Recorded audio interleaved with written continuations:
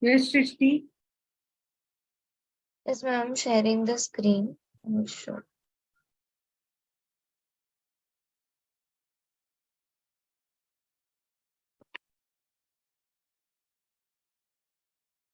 Ma'am, you have started the recording. No, I have not started. That is a live stream is going on. That's okay. अच्छा ठीक है ma'am. Is my screen visible? Yeah. Put on slideshow. Yeah. This I have not changed. Like ये सब वैसे का वैसा ही है. This I have changed. सबका नाम है. मैम ये स्लाइड का क्या करना है? रिया और नेरल को नहीं डाली क्या? इसमें? Riya and Neral are also helping, na? अच्छा, you're talking about this slide? हाँ. Okay, I'll put them. नहीं तो उनका सिर्फ नाम डालो नीचे, फोटो छोड़ दो. Okay, ma'am. And ma'am, what about this slide? No, this one actually she has to generate, Riya. 1 second. This is not the correct one, no? This is last time's, no? Yeah. You should have asked, no, Shrishti. Yeah, ma'am. अच्छा, फिर वो बाकी का दिखा? This I have changed the poster.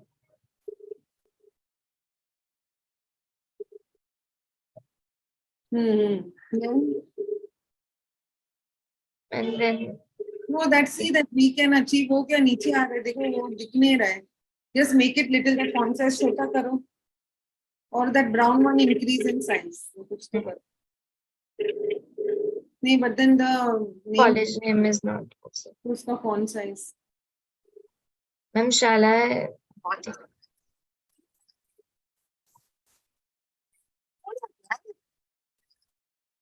Yeah.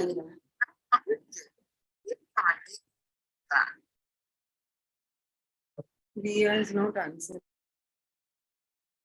What you do is you remove that statistics part now. That slide you remove because you know that's not the correct one. Okay.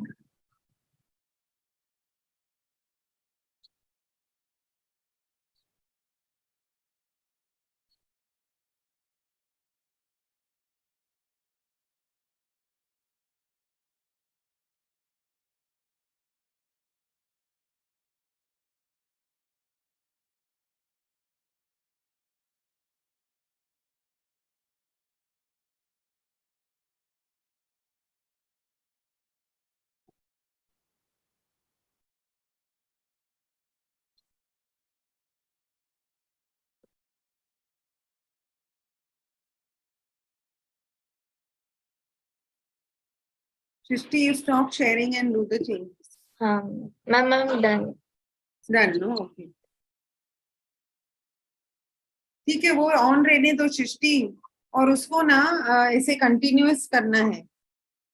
Can you can't make it into your video, it is only 440, no?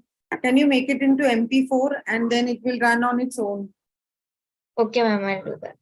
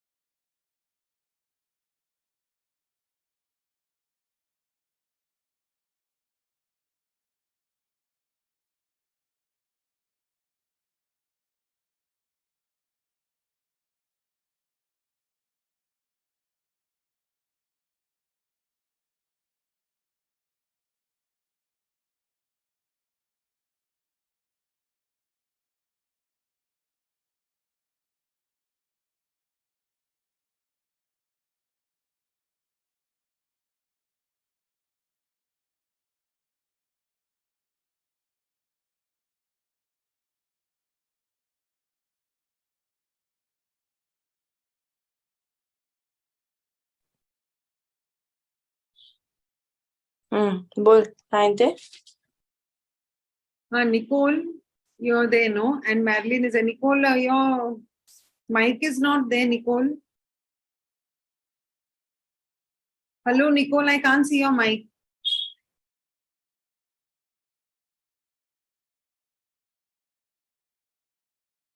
Madeline, just phone her and tell her. Yes, ma'am, I'm doing Because, that. she has to introduce the speaker, that's why. Yes, ma'am. I'll call her.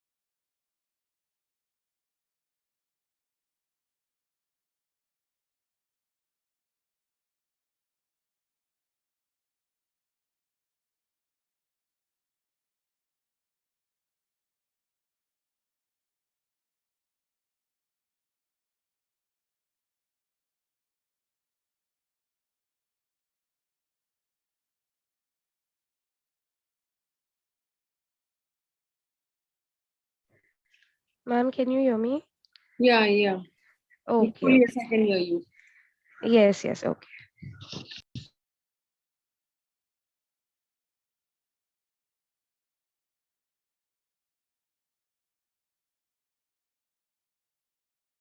Shrishti, Ria is going to send you one slide with that pie chart. Okay, ma'am. Neville, I can't see your mic.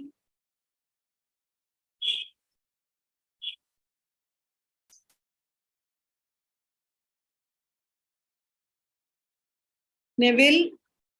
Yes, I can see. Neville, I want you to admit people into the meeting. But Okay. when you reach around 95, you have to stop because, if you make it cut to cut 100, then some people are thrown out of the meeting also. So by 95, you stop. The others can join the YouTube. So in the waiting room, you can write the message that please join YouTube. Okay. And secondly, are you all a part of the WhatsApp groups after you registered? So you have to put up the link there. Hello. Are you all a part of the WhatsApp group? Yes, ma'am. So just put up the link there. If I find it, I'll just put it up. I can't see the WhatsApp group because I have not joined that, no? Just put it up, no?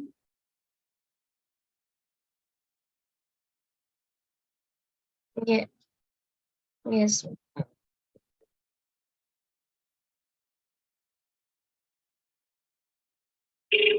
Ria is the host. So I won't. Ria, see, you just put up the links on.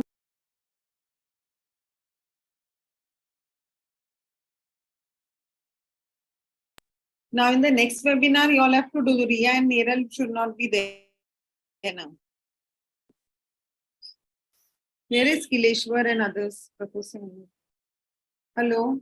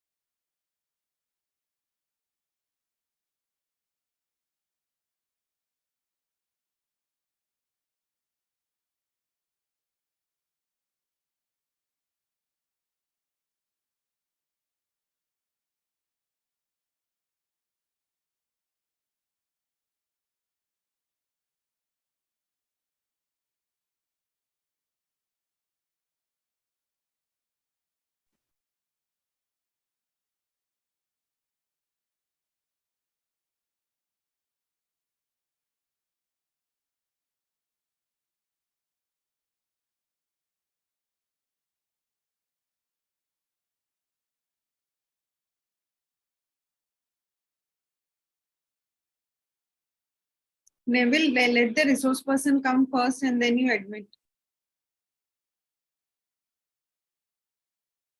Ma'am, I already admitted you. Okay, no That's problem. fine. No problem. Go on admitting. But resource person is just joining. Huh? Okay, ma'am.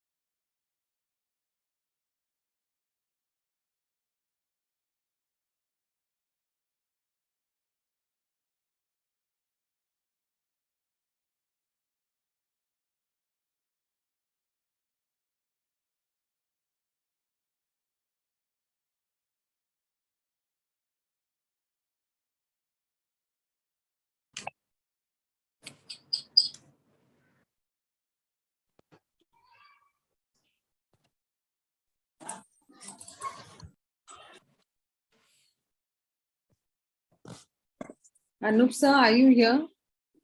Yes, ma'am. Can you hear me loud and clear? Clearly. Shall I try sharing my presentation? Or Yeah. I wait. Yeah.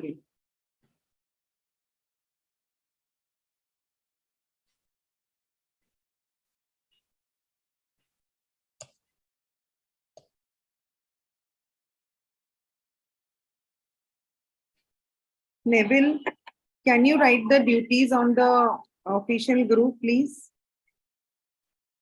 What, ma'am? Duties regarding? Yesterday we decided now who will do what.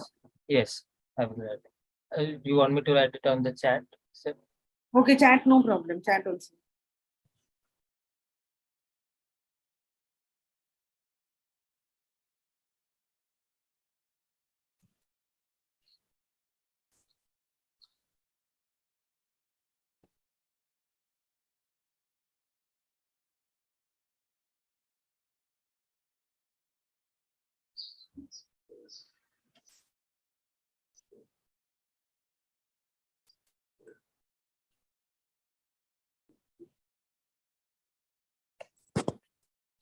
My screen is visible, no?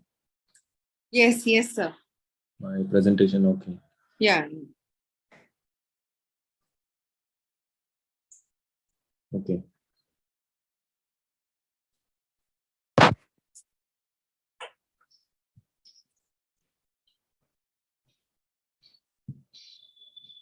So I'll unshare for the moment and then later on.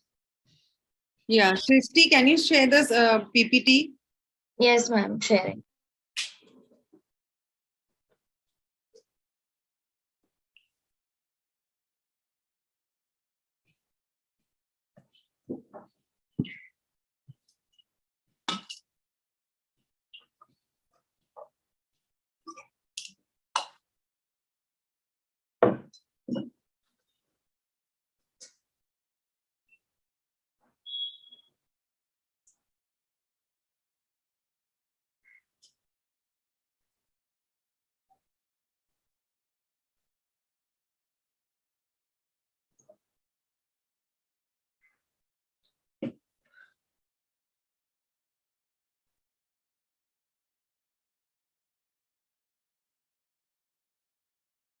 Ma'am, is my screen visible?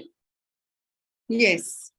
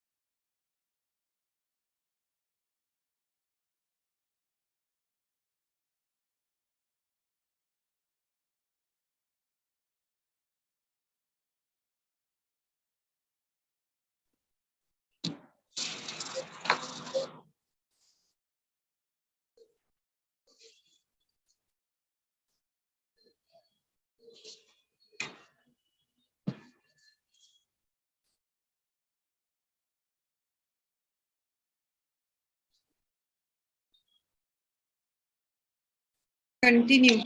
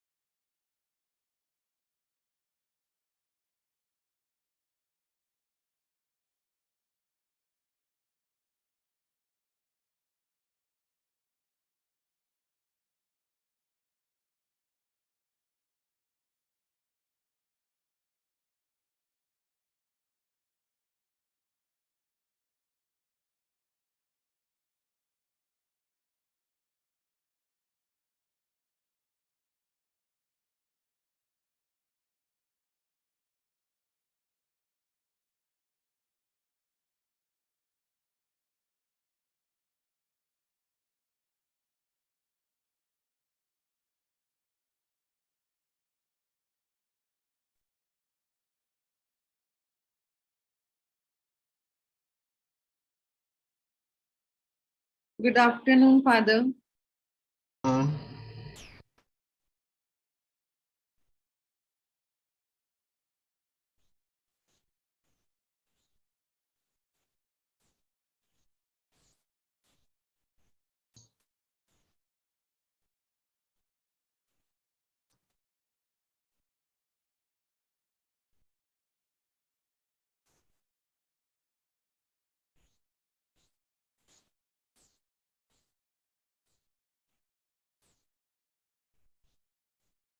Yes, Father, we can see you. Good. Good afternoon. Good afternoon. Good afternoon. Can you hear me? Yes, very clearly. Okay, good. You can see me also clearly now. Yes, yes. So how was your Yeah, very good, Father. okay?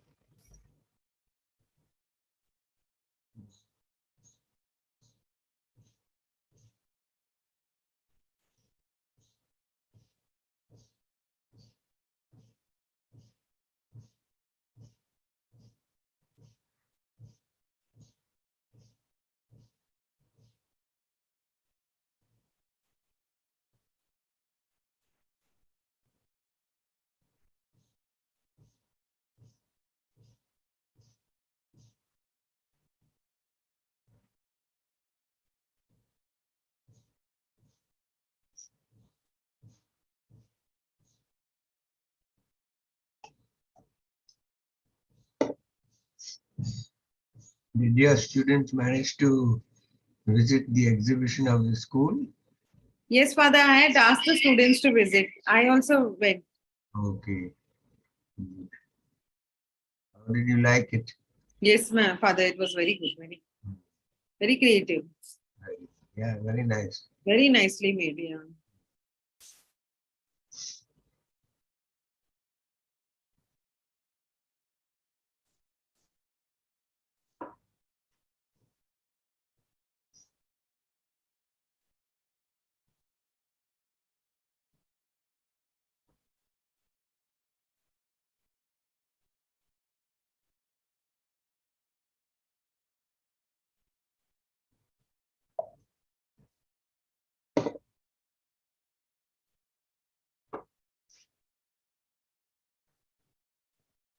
Okay, so it is 5 o'clock, so we can begin.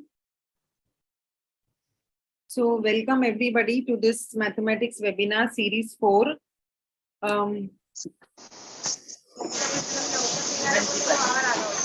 Winnie, Sebastian.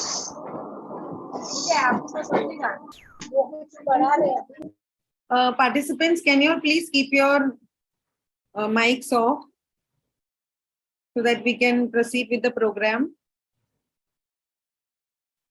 So we have been conducting this webinar for a number of years now. This is the 3rd year that we're conducting this webinar. And we have received a lot of feedback from the participants saying that we need to continue doing this from St. Xavier's Institute of Education. Now our institution has become an autonomous institution. So it is St. Xavier's Institute of Education Autonomous.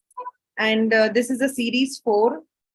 The webinars are conducted under the main theme, strategies and solutions for boosting mathematics learning. This time we have a very interesting topic. Straight line segments aren't always straight.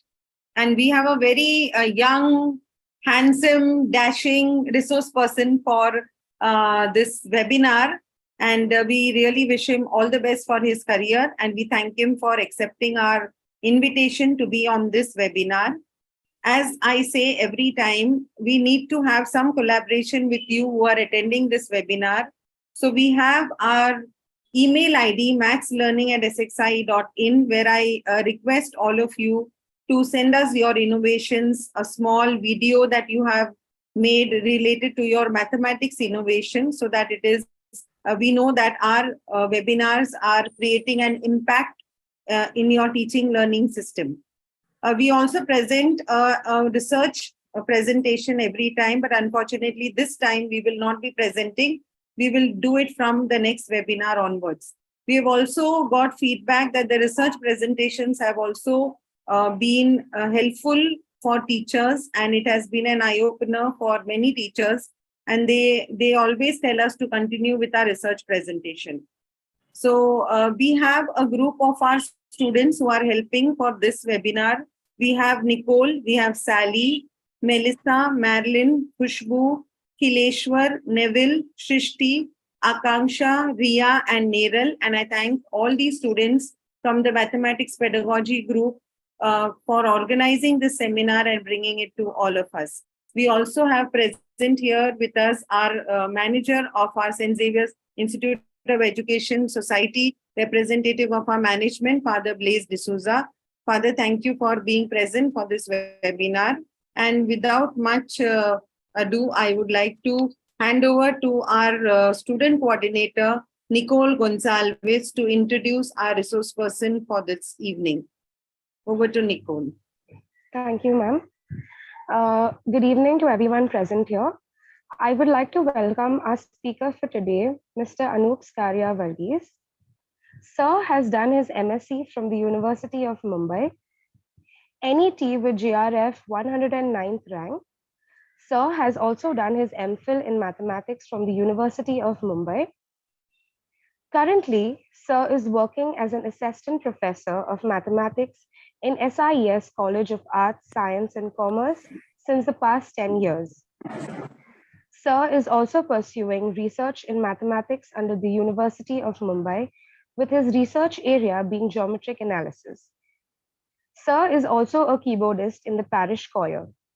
Some of Mr. Anoop's interests are playing the keyboard and harmonica, cycling, weight training, drawing, painting, and research in mathematics. A very warm welcome to you, sir.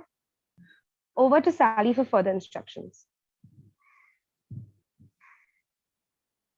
Sally? Yes. Good morning, everyone. I'll be providing some general instructions for the course of this session. Firstly, Sally, can you, excuse me, Sally, can Yes, you ma'am. start your video? Yes, ma'am. Thank you. So once again, good morning, everyone. Some general instructions. Firstly, during the session, I request everyone to keep their cameras switched off.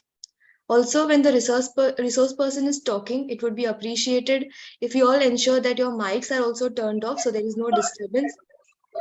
In case of any query or question that might arise during the session, you are welcome to put that questions up in the chat box, which would be addressed later by the student coordinators at the end of the session.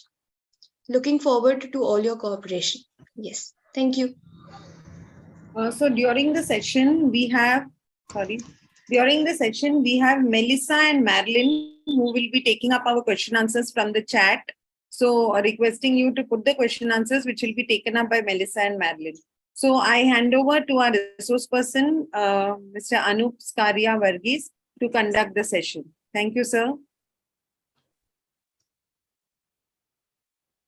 Hello, good evening, everyone. You can hear me? Yeah, very clearly. Okay. It's really been a long time since I've used these dialogues. Thanks for reminding me about the COVID era.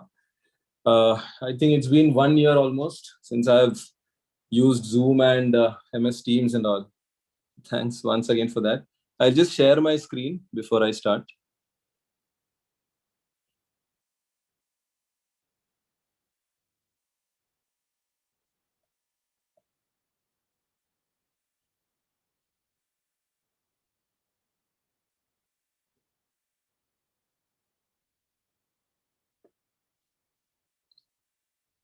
So I hope my screen is visible.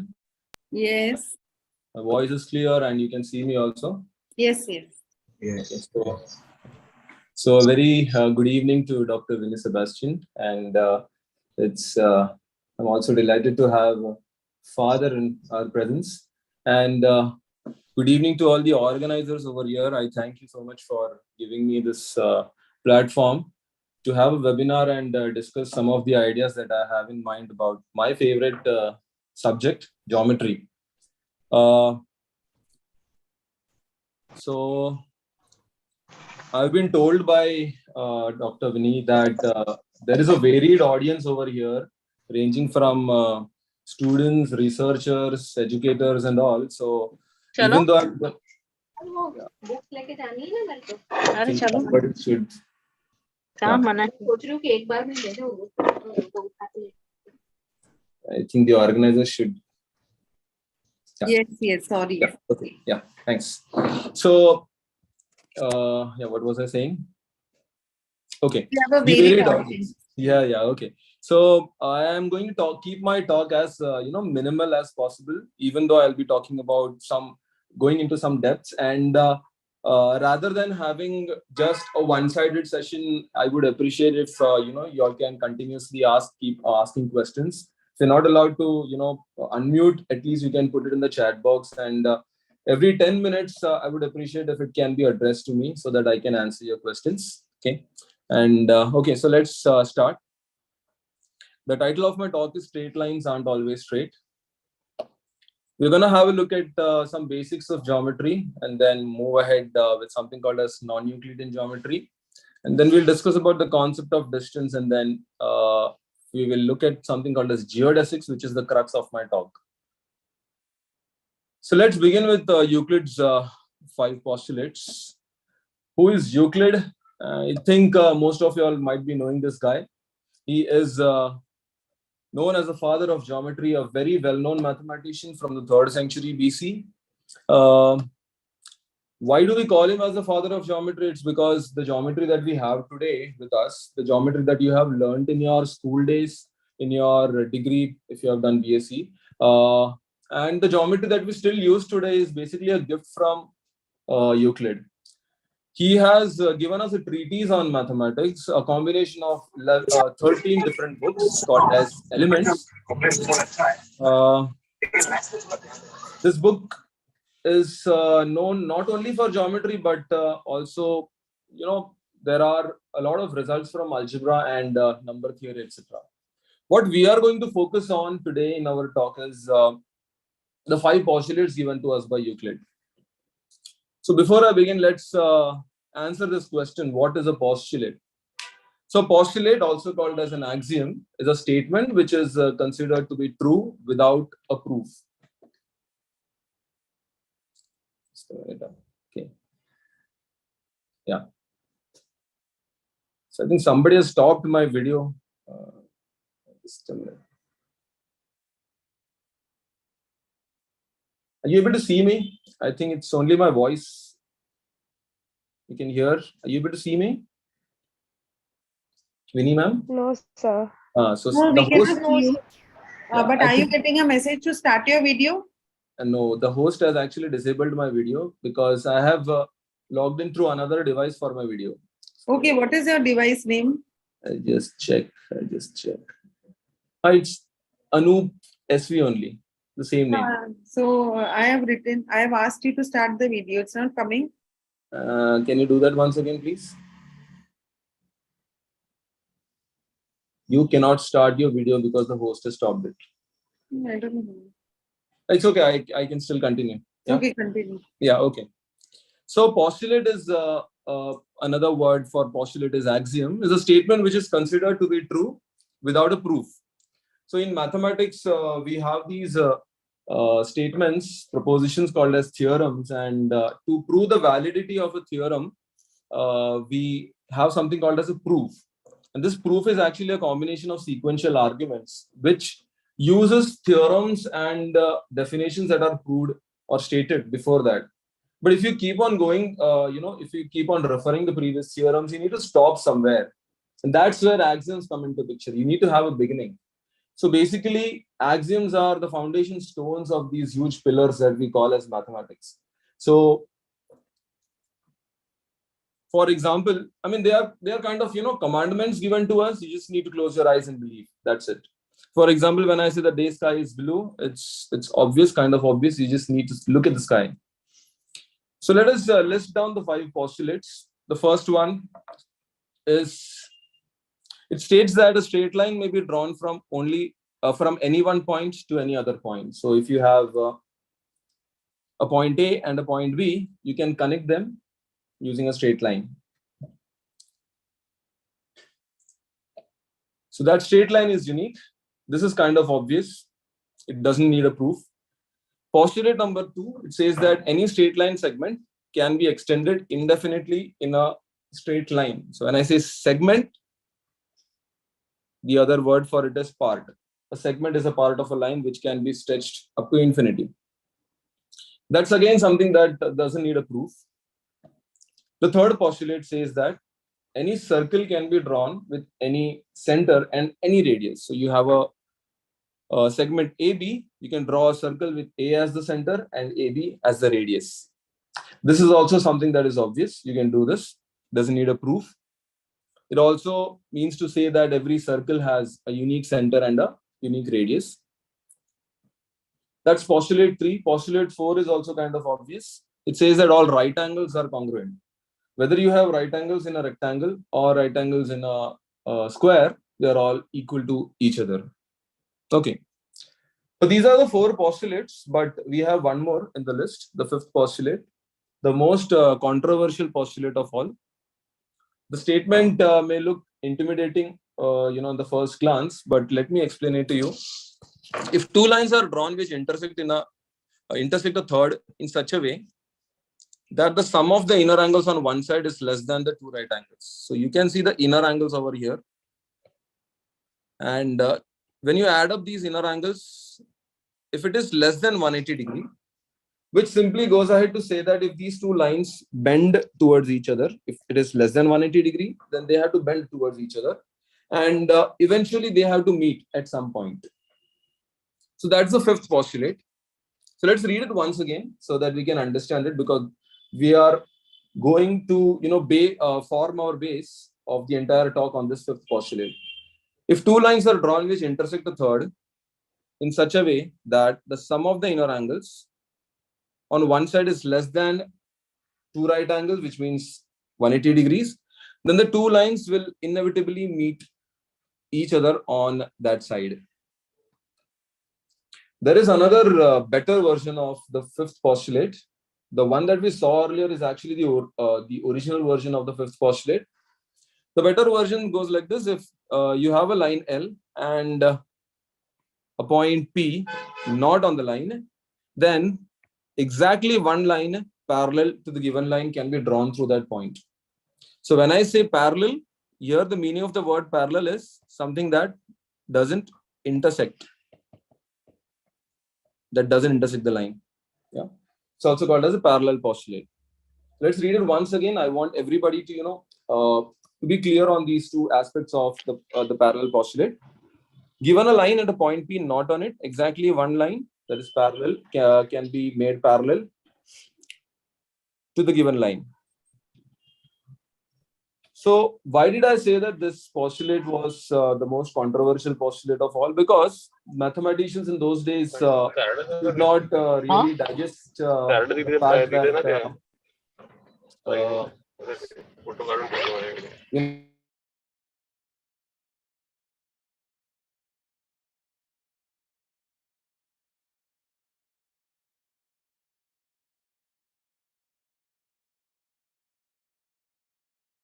Sir, we cannot hear you. You're muted.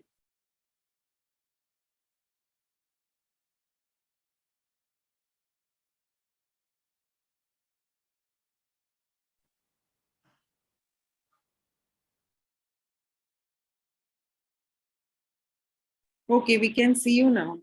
yeah, no, but that you can hear me, right? Yeah, we can hear you also, and we could see you also. Yeah, that was from my iPad. Just okay. Okay then.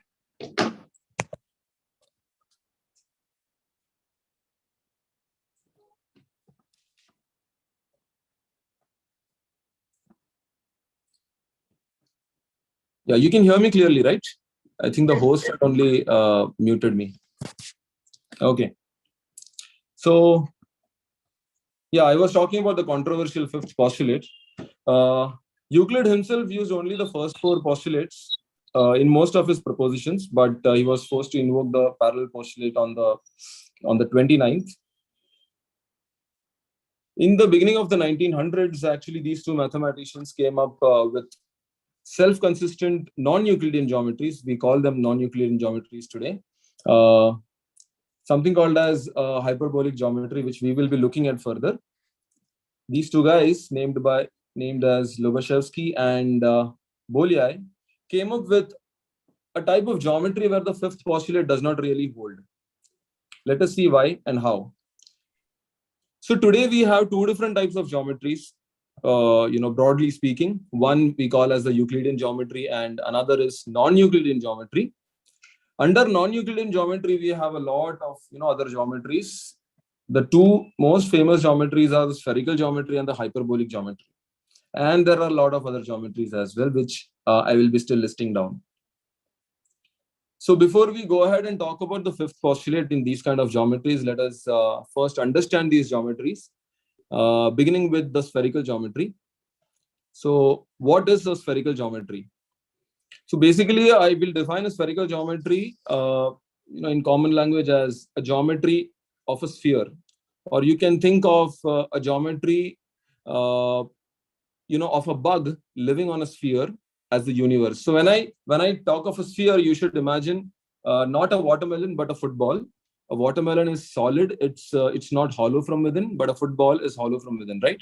So you should think of a sphere as a shell of a watermelon, just a shell. There is nothing inside, there is nothing outside. So for a bug living on the sphere, an inhabitant of the sphere, there is nothing outside the sphere or inside the sphere. It's just the sphere, just the surface of it. Yeah. So let's talk about the parallel postulate in the spherical geometry. Now, if you remember, the parallel postulate that we talked about had this concept of straight lines, the topic of my talk actually. So let us first understand how straight lines look like in this geometry. But before even before even we start talking about straight lines, let me ask you, what do you think is a straight line? So when I say a straight line, this is the picture that you have in your mind. So if anybody can define, as I said, I would like this to be an interactive session. If anybody is able to unmute or put it in the chat, maybe I'll give you 2 or 3 minutes so that I can have your responses. How you perceive a straight line? You can give your own definitions.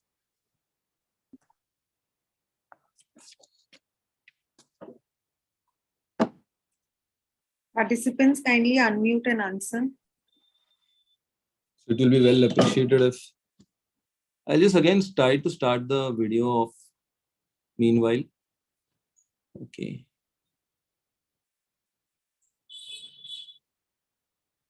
Yeah. So I'm still not allowed to switch on the video on my other device, ANOOP SV. We're able to.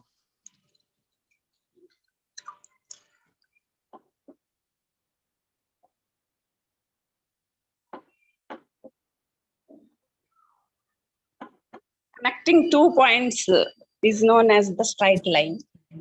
I'm sorry, can you just repeat, please?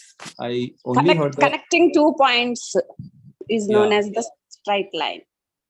Connecting 2 points. Okay, something that connects 2 points is a straight line. Very good. Okay, Yes. thank you. Yes, sir. Yes, Anything sir. else? Yeah, it's a collection of all points lying evenly on a plane. Lying evenly on collection of points. Very good. Okay. So, yes. Right. Good, good. Anything else? Anybody else? You can even say that it is the shortest distance between the 2 points. Very good, very good, very good. So a straight line segment in particular is the shortest distance, something that gives you the shortest distance between the 2 points. Yes. So that's the answer that I was looking for. But then, of course, the other answers are also really good because I have listed these answers over here. In my list, I have a straight line, which is an endless one-dimensional figure that has no width. To be honest, these are the answers that I got from the internet. I was just simply searching how people define a straight line. So I have listed down a few that I got from the internet. So when I say one-dimensional figure, I'm talking about, these kind of figures, these kind of curves, something that does not have a width. Yeah. And I also got this answer from one of you all saying that it's a collection of points evenly distributed. So you can think of a straight line as a combination of endless points joined on both sides. Like you can think of points that are joined on both sides, stuck on both sides, and you keep on doing this indefinitely. You get a straight line. A straight line is something that does not have a curve in it. So something like this is not a straight line. A straight line is a figure formed when 2 points A and B are connected with the shortest distance, the best answer that I was looking for, between them. Yeah. So everybody, please pay attention to this point. We're going to use this. Yeah. So how does a straight line segment look like on a sphere? So when I ask you, or when I ask, if I ask a bug living on a sphere to walk in a straight line from point A to B, this is the type of curve that will be, visible for an observer who is not on the sphere. For the bug living on the sphere, it is straight because he has not gone right or left. He just kept walking straight. For example, you yourself, if you walk from one corner of your house to another corner without taking a right or a left, for you it is a straight line. But for a person not living on the earth, for an observer not living on the sphere, it will be curved. Why? Because the sphere, the surface on which the bug is living, is itself curved. So that is how a straight line looks like. As I said, straight lines aren't always straight. For the bug living on the sphere, it is straight, but for an observer, it isn't. So what are these straight line segments which are not really straight? They're actually parts of something called as great circles. Yeah. So if you have not heard of a great circle, let me define what a great circle is. A great circle, also called as an orthodrome, is a circular intersection of a plane which passes through the center of the sphere. For example, this is the plane that I'm talking about. It is passing through the center. This is the center of the sphere. And it cuts the sphere. As I said, remember the sphere is hollow. Yeah. So you get a circle over here. This is the great circle. And every line segment or every part of it is actually a line segment. So that's how straight lines look like on a sphere.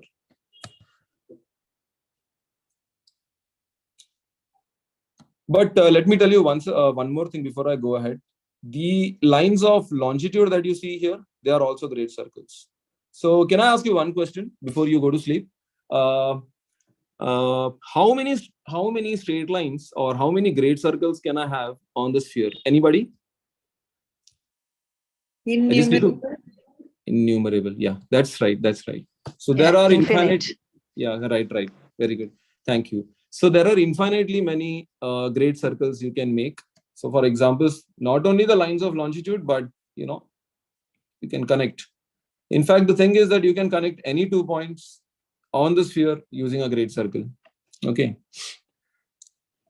So, moral of the story, straight line segments are parts of great circles over here. Okay.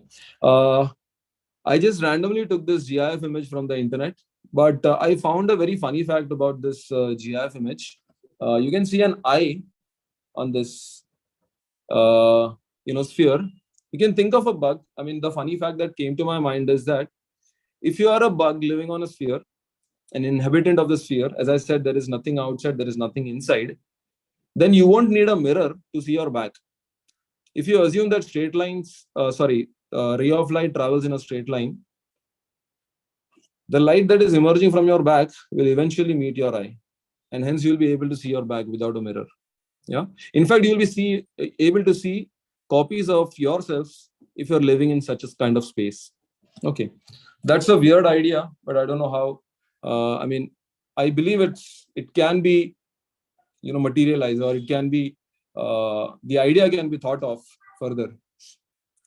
So let's come back to the parallel postulate that we started with. Now that we know what are straight lines on a sphere, we know that these straight lines are nothing but great circles. Let's talk about the parallel postulate. Let's recall the original version of the parallel postulate, where we had 2 lines and a third line, and the inner angles were less than 180 degree. So if the inner angles are less than sum up to less than 180 degree, they will eventually meet each other. But here in this case, you can see that these angles, they are actually equal to 180 degree. It's not less than 180 degree, equal to 180 degree. So according to the parallel postulate, they are not supposed to meet, but here they eventually meet at the North Pole. So that's basically a contradiction to the parallel postulate. But then, as some people say that we have a contradiction to the parallel postulate, and hence the parallel postulate is not true. Let me tell you that is not true. I mean, I cannot say that the parallel postulate is not true. I'm just saying that the parallel postulate is not true in this type of geometry. What Euclid meant was his type of geometry. Now we have several types of geometries. This is a self-consistent geometry where only the first 4 postulates of Euclid hold, but not the 5th one. Okay, so this has given rise to a new type of geometry, which we call today as spherical geometry. Now, we know what is spherical geometry. We know how lines look like. We know straight lines aren't always straight on a sphere. I mean, they are never really straight on a sphere. So let's move on to something else, something called as a hyperbolic geometry, another type of very famous geometry. It's basically a geometry that is done on a hyperbolic sheet. And this is the 2-dimensional view of that hyperbolic sheet. And the lines that you see moving on your screen are nothing but, they are actually lines, straight lines on the hyperbolic disk, which does not appear to be straight. So what happens is, this is how you get a straight line, a hyperbolic shape from a plane by bending the plane. So note that, the lines, like you can see vertical parallel lines in the hyperbolic space over here. Looks like my internet is a little slow. Maybe the screen is not in sync with my voice. No, it is in sync, sir. It is in sync, no? Okay, yeah. Fine. Okay. So this is how lines look like in a hyperbolic space. So unlike the sphere, you can see that there is a small difference, in the lines over here, the parallel lines that you make. Can anybody tell me what is the difference that you see? In the sphere, you saw great circles as the lines. Here, the lines are somewhat different. So anybody can notice any difference between the spherical geometry and hyperbolic geometry, or the lines in the spherical geometry and the hyperbolic geometry? What do you observe in the lines? I mean, if I make 2 random lines, they look like this.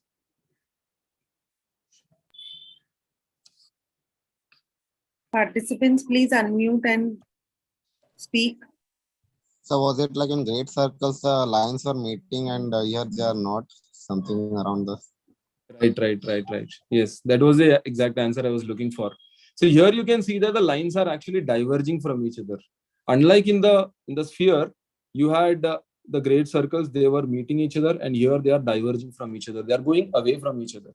And one more fact that you should note about the the straight lines in this kind of space is that they are actually circles making 90 degrees with the boundary of the hyperbolic disk.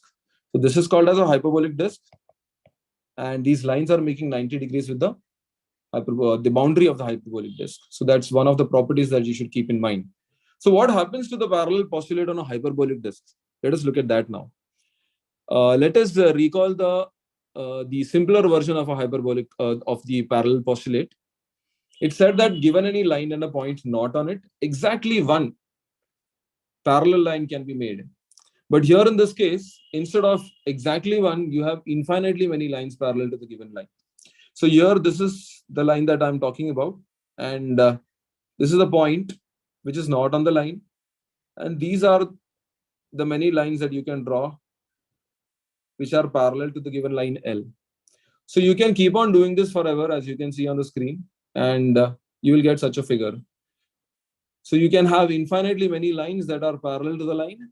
This is again a contradiction to the parallel postulate, because there we said only a unique line can be, exactly one line can be made parallel to the given line, not on the point. Again, this is another self-consistent geometry, which we call as the hyperbolic geometry. So now let us talk about the concept of distance, coming back to the parallel postulate and coming back to the concept of straight line. So can I interrupt? Yes, yes. Can we just take a break and see if there are any questions? Because it's Sure. Yeah. Yes, yes. Participants, if you all have any questions or clarifications, please can you ask now, related to the two types of geometry that Sir has explained, spherical and hyperbolic.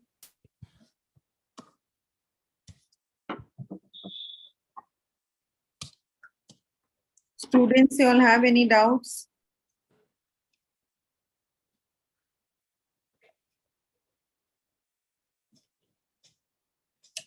Meanwhile, if you can, if anybody can try to give me the video rights of this another device that I have, so that. Sir, we are giving, but you are not able to get the rights. I don't know. I'm giving you the rights, but it's not coming. Are you getting any message on your screen? No, nothing. Should I log out from that device and join again? Yeah.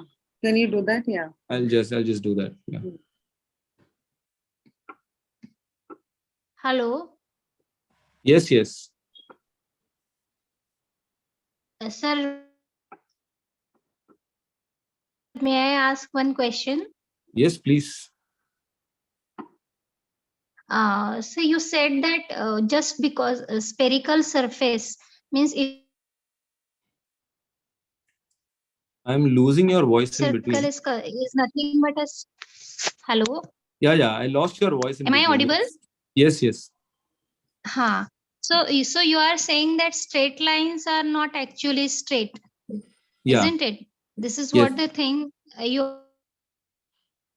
are telling. And now the surface, we are talking about the spherical line, and just because the surface is spherical, it is observed as a curve in 3 dimensions. Do you mean that? I'm sorry. Can you just repeat that? Did you understand my question? Hello? No, I'm losing your voice in between. Vinny ma'am, is it a problem from my side, or are you able to listen? Even I couldn't hear it clearly. Jyoti ma'am, could you please type the question in the chat? Yeah, maybe you can try once again. I think. Try speaking once again. Okay, shall I try? Yes, please. Can you just repeat your question? My question is in your planar geometry. Means if we are in a plane, then usually we say that whenever the line joining the 2 points. Yeah. Okay, and extended in both the directions is called as a line. Usually we define in this way. So just because we are saying that suppose spherical surface is there, or if our plane is bent, okay, the line is converted into curve, or it looks like a curve. Right. Do you mean that? Yes. That's what I mean. Okay. Yes. So it is a curve. spherical. So just my surface, it was planar and converted to a spherical surface. Then that curve, that line it is already a line, but it looks like a curve. Yes. It turns into a curve. Yes. It turns into a Curve. Yes. So Yes. can we curve it? Can we call it as a curve as well, or do we have to say only line? The thing is, now we cannot call it as a line anymore. We have a general word for that, and that's where I'm coming to in my in the last section of my talk. So the notion fine. of a straight line, we cannot call it as a straight line anymore. Since, as you rightly pointed out, that it is a curve, not a line anymore.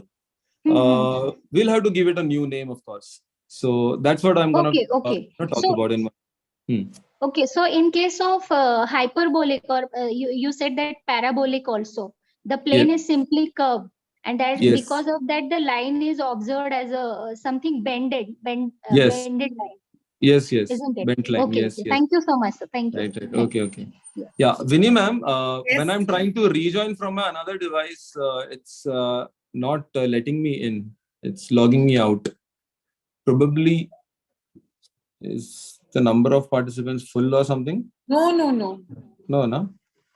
It says that the host has removed you from the meeting. I mean, from the other device. Were you 103? I think, yeah. Right. So I was asking you to rename. I didn't know that it was you. Okay. My name I had written as Anoop only. Okay. No, it was coming as 103. Oh, okay. Fine. Oh. So would you be able to do anything now? Okay. Yes. You try to join in. Okay.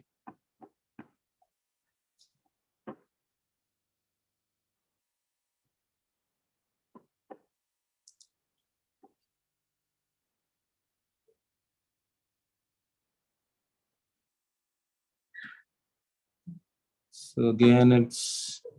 Oh, I had removed because there was no response. I was saying, please name yourself. Okay. So you please continue, let it be. Yeah. Oh, it's not letting me in. Okay, maybe I'll just continue with my talk. Yeah. Okay. Yeah, I'll just.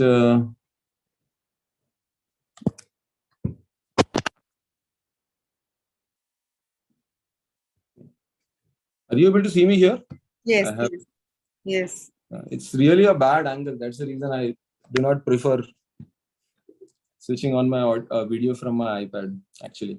Okay, so let's come back to the concept of distance. So how do we measure distance? Like when I was asking you the question, what is the definition of a straight line? Someone rightly pointed out that it is a shortest distance. I mean, it is used to measure distance between the 2 points. Unfortunately, this distance formula that you have learned in your school days does not really work in the geometries other than Euclidean geometry. So how do we go about in non-Euclidean geometries is the question. So let us first try to understand the concept of a distance. Now, can we really say that distance between any 2 points, let us say you have a point A and a point B, can I say that it is the length of a straight line segment joining the point A and B? Of course, it is. Yes. Yeah. No, actually, the answer is no, because the straight lines, as we already have, seen that straight lines aren't really straight. So we need to, dig deeper into it. For that, let us, look at a very real life example. If I ask Google to find out the distance between me and or my place and my college, it won't create a straight line segment connecting me and my college and then find out the distance or the length of the straight line segment.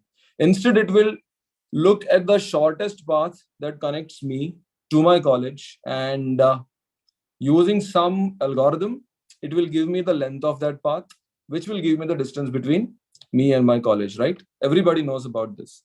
So we already know the fact that distance between any 2 points is not the length of the straight line path joining the 2 points. Yeah, we already know this fact. So we need to understand distance in a more mathematical way. This is the actual definition of a distance, also called as a metric in mathematics. So if you have not much background about mathematics, let me just tell you that a distance can never be negative. It will be equal to 0 if I'm talking about the distance between me and myself. Of course, it will be 0. Distance is always symmetric. Distance between me and my my place and my college is same as distance between my college and me. And then there is something called as a triangle inequality, where we say the distance between 2 points x and z is less than or equal to the distance between x and y plus the distance between y and z. That's triangle inequality.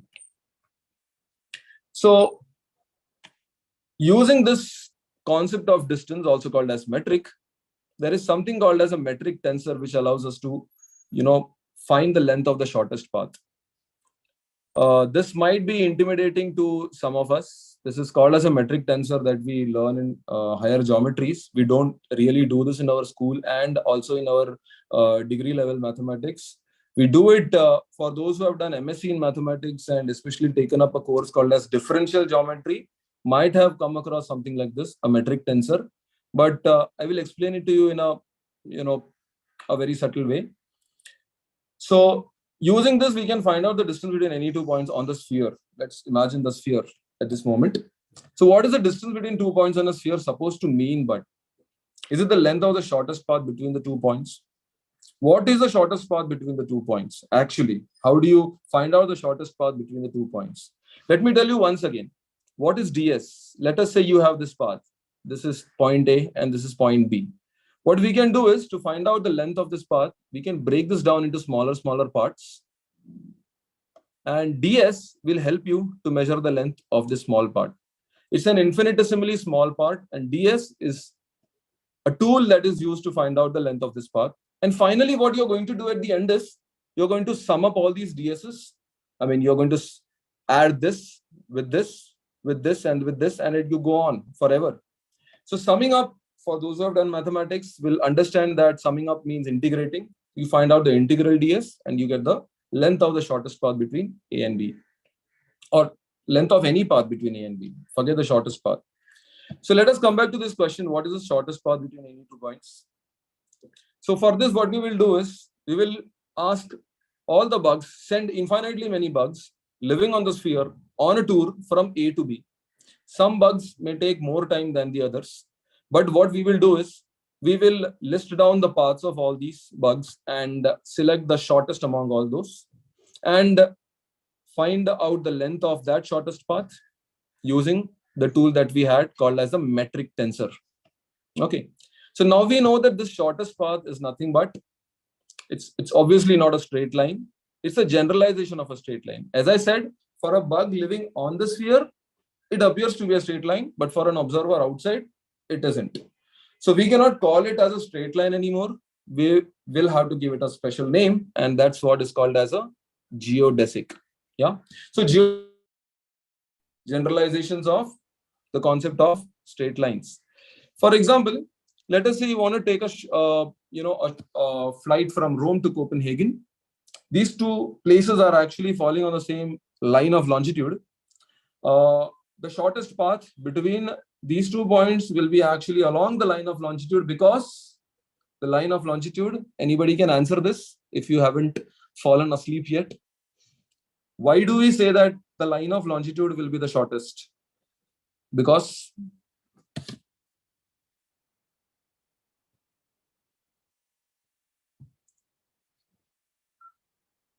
yes, anybody? I hope I'm still audible. Yes, you're very much audible. Okay. Because the other device is logged me out, so I'm not able to see myself. Participants, please answer.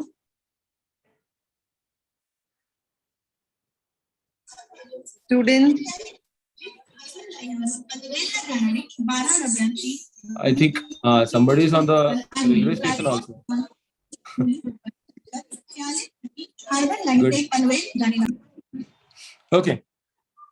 Somebody is on the harbor line. Okay. So maybe I'll ask you another question. This one probably seems to be a little difficult. Here, actually, a line of longitude, if you remember, I had said that it's a great circle. And great circle are basically the straight lines. They are actually the shortest path. Yeah?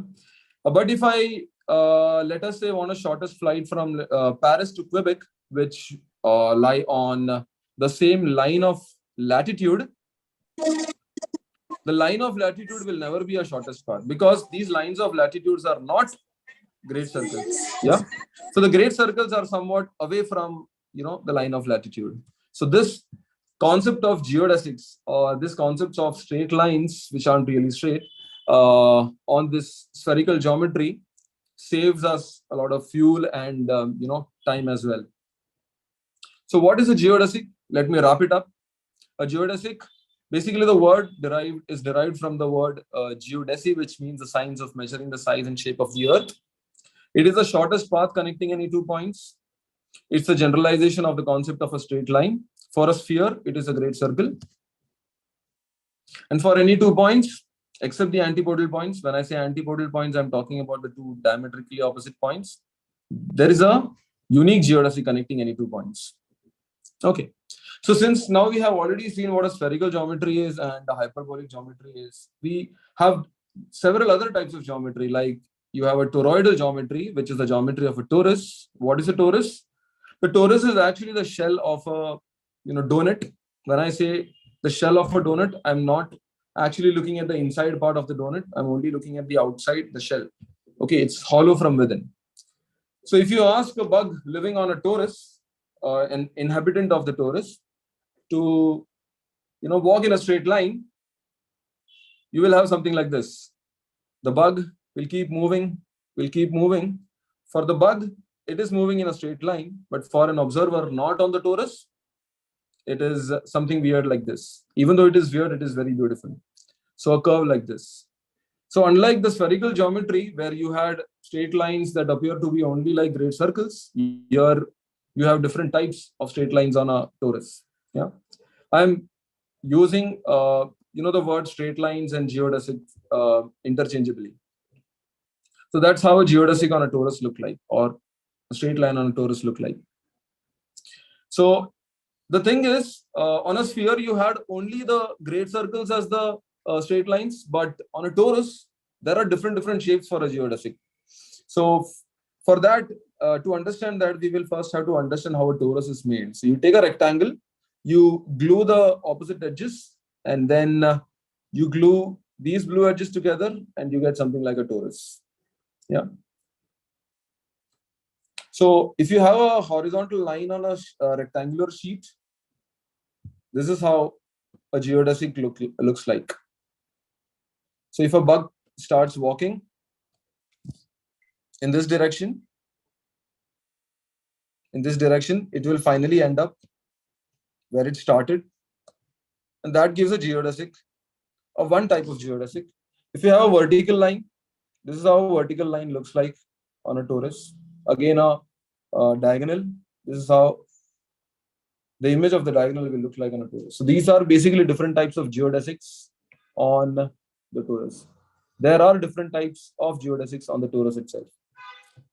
So these are some different shapes and geodesics that you can make on torus. This is a cylinder. This is a cone. On a cylinder, if you take a circle like this is a type of geodesic. If you take a shape like this, it's a helix, again a geodesic. On a cone also, this is a type of geodesic. You can have horizontal circles as geodesics and so on. Now, all these type of geometries that we just saw comes under one umbrella, which is called as Riemannian geometry, which was founded by this German mathematician by the name Riemann in, again, the 19th century. He brought the ideas of something called as manifolds, which is nothing but the generalization of a sphere or, a torus or a cylinder and so on. And also the idea of a metric that we just talked about, and the idea of a curvature. Yeah. And not only the 3 geometries that we just saw, but his concept of Riemannian geometry gave birth to infinitely many non-Euclidean geometries. And he extended the idea of the non-Euclidean geometries to higher dimensions. So the dimensions that we were talking about were only 2 dimensions, so that it is easy for us to perceive. But here, the idea can go beyond 2 dimensions. Yeah. So if you have a manifold, the basic idea of Riemannian geometry, if anybody wants to know, is that every manifold is thought of. You can think of maybe a surface of some. Maybe you can talk about a wafer or something like that, a potato chip or something. It locally looks like, if you keep on zooming it in, it will look like a flat patch on a plane. So this is what the concept of Riemannian geometry is all about. So here the idea is again taken from Euclidean geometry. So Riemannian geometry, you can say, is studied locally using Euclidean geometry, which means a flat space. Okay, so similarly, there are other geometries, something called as sub-Riemannian geometry, which is again another type of geometry which I am working on. So there are different types of geometry. Sub-Riemannian geometry is also. My research is on something called as Heisenberg group, which is again a part of sub-Riemannian geometry. Very interesting. The interesting fact about Heisenberg group is that if you want to draw a straight line segment from one point A to another point B, it's not this straight line segment. It actually goes helical. It's kind of a helix. And there are these different types of geometries, other than sub-Riemannian geometries: projective, algebraic, metric, affine geometry, and so on.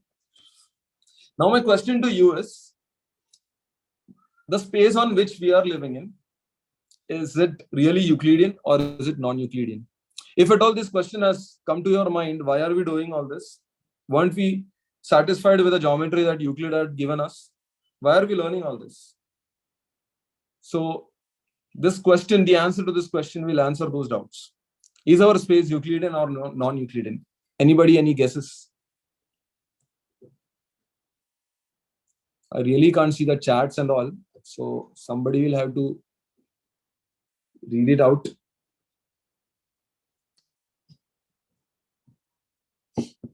I hope I'm still audible. Yes, sir. Yes. It will be non-Euclidean. Non-Euclidean? Okay. So when I say the space in which we are living in, I'm not talking about the Earth on which we are living in. I'm talking about the entire universe, the entire solar system, the galaxy, and the collection of galaxies and the black holes around us. So the answer is non-Euclidean. So the answer may surprise you actually. It's actually a combination of both Euclidean and non-Euclidean. The space in which we are living in is not really consistent. Probably if there is a black hole around, it's really non-Euclidean over here. Okay, and if in some part there is nothing around, it's completely blank, then this can be Euclidean. So why is it happening? The answer to this question lies in something that Einstein had given us, something called as general theory of relativity, where he looked at space not as a 3-dimension but 4 dimensions, where he added a new axis called as a time axis, and he came across the concept of something called as space-time. So I am not going to dig deeper into space-time because I'm not a physicist. I don't have much idea about it. I can only talk about space-time in a mathematical sense. So let me give you some ideas. Euclidean geometry, remember, it is zero curvature, flat. Spherical geometry, it's positive curvature. Hyperbolic geometry is negative curvature. Yeah. So when I say curvature, it is something called as a Gaussian curvature, which people who have done mathematics and MSc might know. If you have any questions about curvatures and all, you can always ask me. You can get back to me later. But right now, since we have varied audience, I won't be going much deeper into this. So what happens? Why is our space non-Euclidean? Let me tell you, we always perceive light traveling in a straight line. But then when light travels through heavy, very massive, bodies that are lying in the universe, for example, a black hole, it is observed that the ray of light bends a little. It is not sucked in, it actually bends a little away from the black hole. Yeah. But if it is directed directly towards the black hole, it will be sucked in and it won't come out. So we know that black hole is kind of, a singularity in space, something that has infinite gravity. It does not even allow time to go ahead. It's something that we know about, black hole. I don't know why, but yes, light rays bend when it moves around a black hole or any massive object like a star also. So why does that happen? I'll tell you. This is how the shape of our universe looks like. It's kind of a funnel, or you can see that if there is a body which tries to travel in this direction. It's a straight line. It's a geodesic for that particle, but for a third person, it's not really straight. The same phenomenon happens in the space also. When a ray of light passes around a black hole, this is how it looks like. So you can perceive, the bending of space around these massive objects as, you can think of a trampoline, trampoline, and on which you have kept heavy objects, and the trampoline will, bend when the heavy object is kept on it. So this is what happens to a ray of light. It will bend when it passes, very close to these heavy objects. Okay, so before I conclude my talk, let me just point out a few geodesics that we observe in nature. For example, a creeper. This is a cylinder, and the geodesics we have already seen that they are helical also. So the creepers try to move in a geodetical manner. This is something called as a geodesic dome. Geodesic dome. Structure using the geodesics, known for its very high tensile strength and rigidity. This is a geodesic dome that is observed in nature. This is a picture of a cell where the cell wall is, almost like a geodesic dome. And this is a picture of the light ray bending around a star that we already pointed out. And before I end my talk, let me quote a few words from some famous personalities. First, Archimedes, he says that the shortest distance between any 2 points is a straight line. We know now that it is not true, right? The shortest distance between any 2 points is actually not a straight line. It's geodesic. Yeah. This is another quote by a famous Japanese director. He says that I have been told that time doesn't flow in a straight line in my films. It goes around in a circle. We know that it's true. Straight lines are same as circles when it comes to spherical geometry. Lawyers have to make a living and can only do so by inducing people to believe that a straight line is crooked. I have done the job of a lawyer right now. I have tried to make you people believe that straight lines aren't really straight. They are a bit crooked. Yeah, they can be anything. That's it. Thank you everybody for listening to me. It's 6 o'clock. I might have put everybody to sleep. These are a few web references and a good book. I should also mention differential geometry of curves and surfaces. I think that's the name, by Manfredo Ducarmo. It's a very good book on differential geometry by this very good Brazilian author. Thank you so much, everybody, for listening. Thank you, sir. It was a very enlightening talk and a very interesting presentation that you have given. With so much of animation, you have helped us to understand this. So now the floor is open for more questions. So participants, you all can unmute yourselves and ask questions or write it on the chat. So we have Melissa and Madeline who will conduct this question answer session.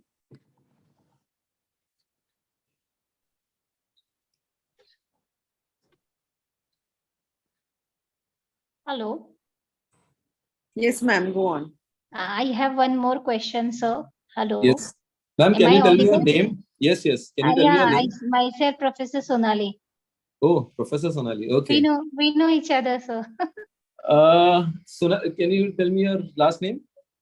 Sonali Murtadak.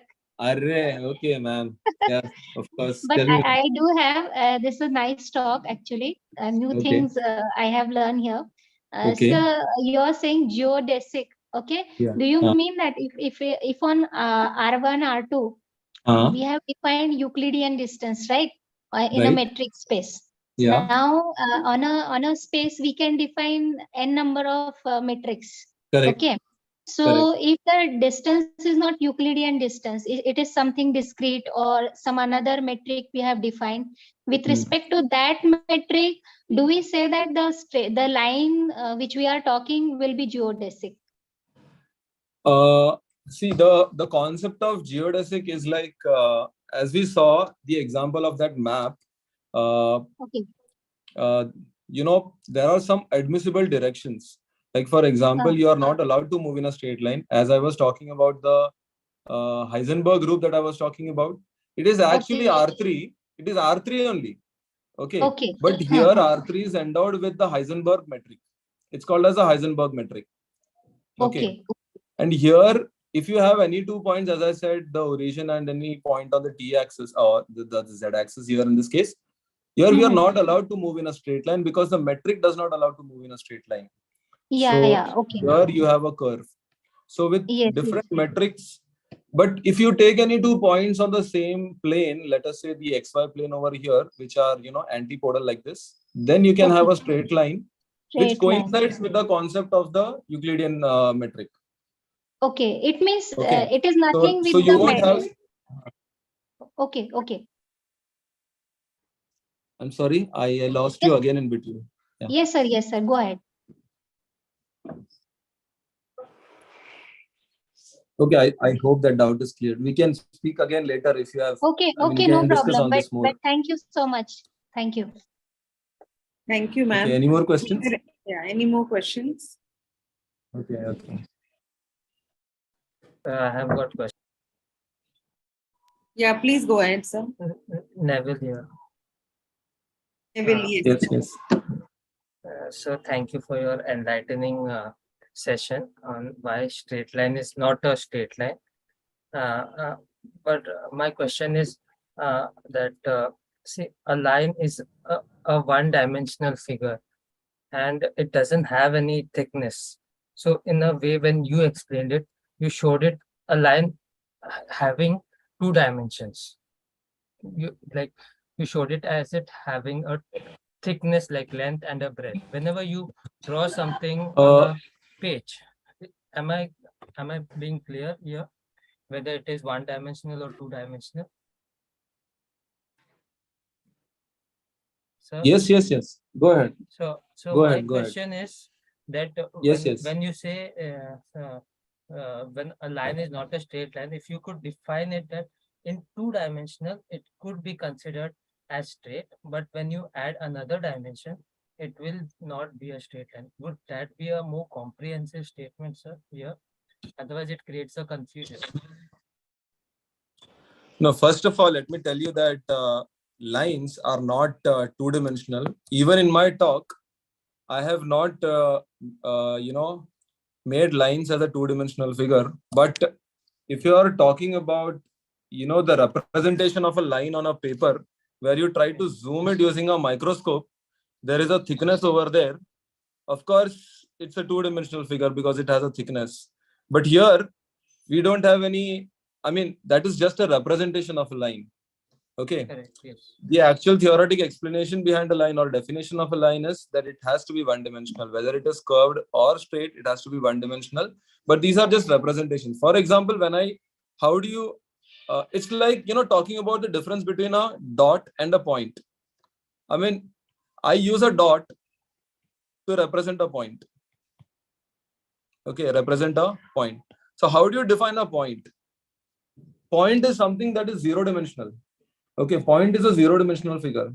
So, the theoretic way of understanding it is, kitna bhi usko zoom karo, you keep on zooming it, it will still appear to be small. It can be thought of as, smaller than an electron or maybe much more smaller than that.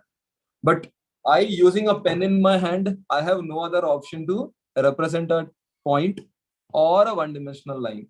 It will eventually be 2-dimensional only. Yeah. So theoretically, they are 1-dimensional. Theoretically, a point is 0-dimensional. Okay, there is no width to it when you talk about it theoretically.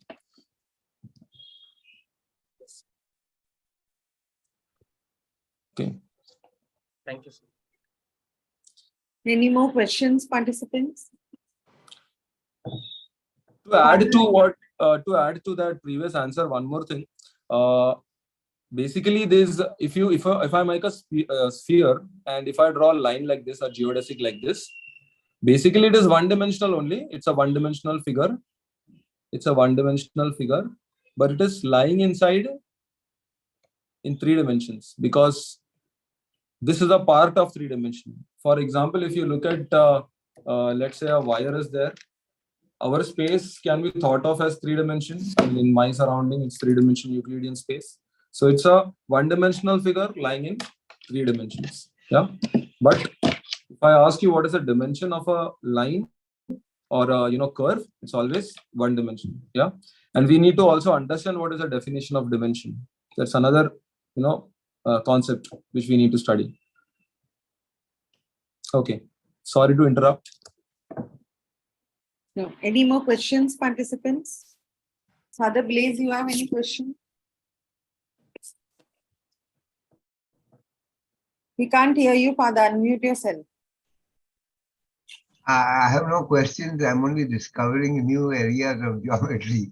Yeah. Okay. So thank you, sir. I am really honored to have Father in my presence.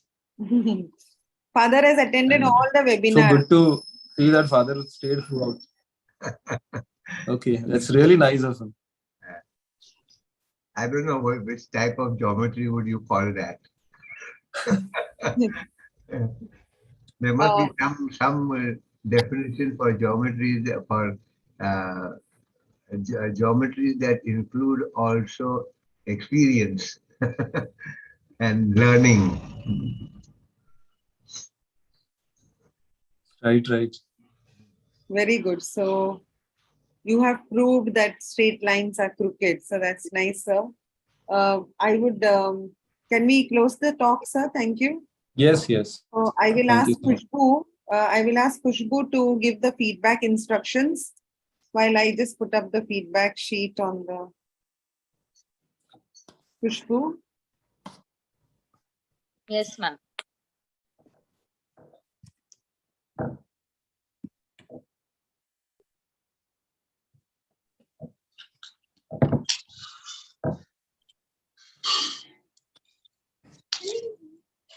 Ma'am, you're putting up the link in the chat box. Yeah, I'm putting up. You start your instruction. Good evening, everyone. We are providing you the link in the chat box. Kindly answer it before 8 p.m. And if there's any problem in the filling the link, then you can contact in the WhatsApp group, or your certificate will be directly mailed on your email ID. Thank you.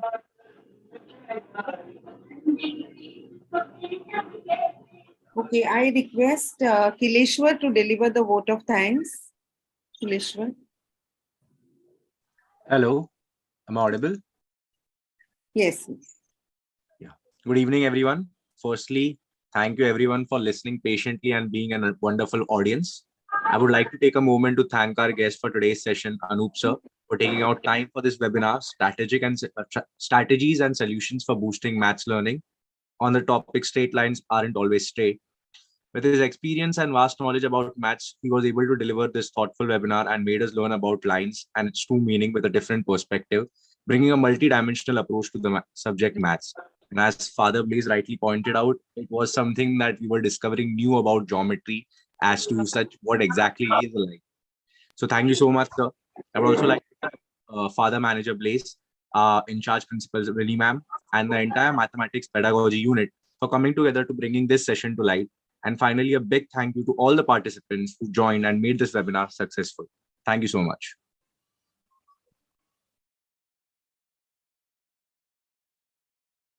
Thank you, Anup sir, and thank you everybody for attending this webinar. Thank you, ma'am.